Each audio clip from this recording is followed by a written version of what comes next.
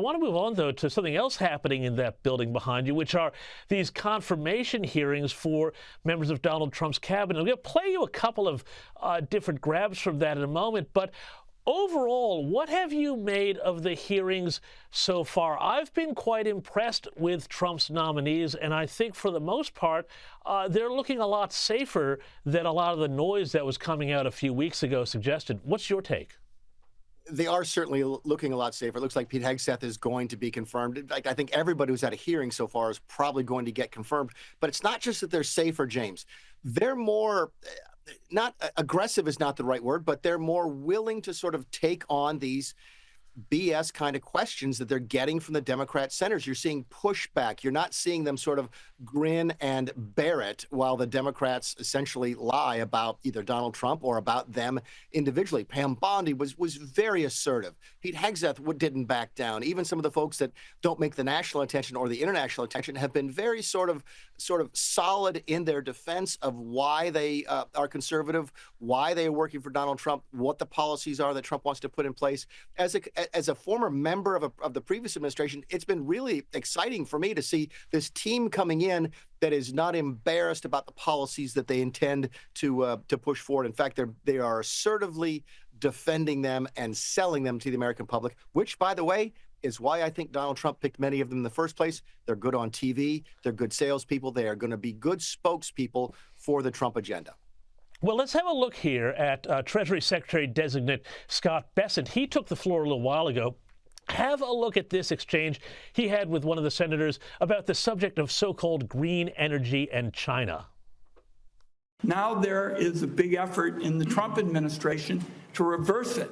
I think that's going to be bad for the economy, but it is going to be damn good for China because we are in an arms race on clean energy with them. Just so we can frame this for everyone in the room, China will build 100 new coal plants this year. There is not a clean energy race. There is an energy race. I mean, I thought he had a very good point there, but also just the contrast between him and so many of these other nominees and the senators who've been questioning them, who've seemed downright, hysterical and almost unhinged. It's really quite a contrast.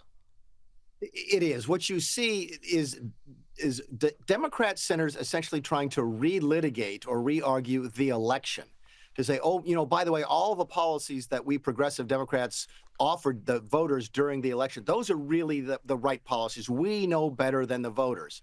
And then on the candidate, not the candidate side, but the nominee side, what you're saying is, look, here are the facts. And here's how we're going to go about putting into place the agenda that the voters actually voted for. So you see Ron Weinmont like that. I actually feel sorry for the guy because I'm not sure who he's talking to. Because every single thing he just said in that clip that you played has been rejected by the voters of the United States of America. So I'm glad to see the nominees standing up, being a lot more assertive. Look, I went through this 8 years ago when I was nominated for the cabinet in the first Trump administration. And what I was told by the Trump team, the original Trump team, was grin and bear it and just get confirmed. Clearly, the attitude has changed now to go on the offensive and say, no, you go out and you defend what we are going to do because we are deadly serious about doing it. And we're starting on day one.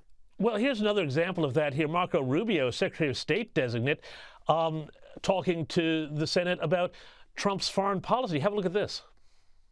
But ultimately, under President Trump, the top priority of the United States Department of State will be the United States. The direction he has given for the conduct of our foreign policy is clear. Every dollar we spend, every program we fund, every policy we pursue must be justified by the answer to one of three questions.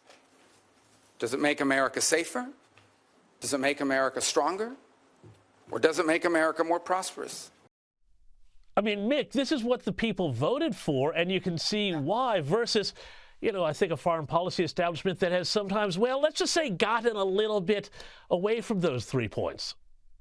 James, I haven't seen that clip until just now. I've seen a lot of the hearings. I didn't see that one. Marco's going to pass easily. There's always a sort of an agreement in the Senate that senators vote for other senators. Marco's coming out of the Senate. He's going to be easily confirmed. Most senators want to be in a cabinet in the future, so every senator agrees, you know what, we'll let you go. So it hasn't been the most contentious. But watching that clip, how refreshing is the clarity?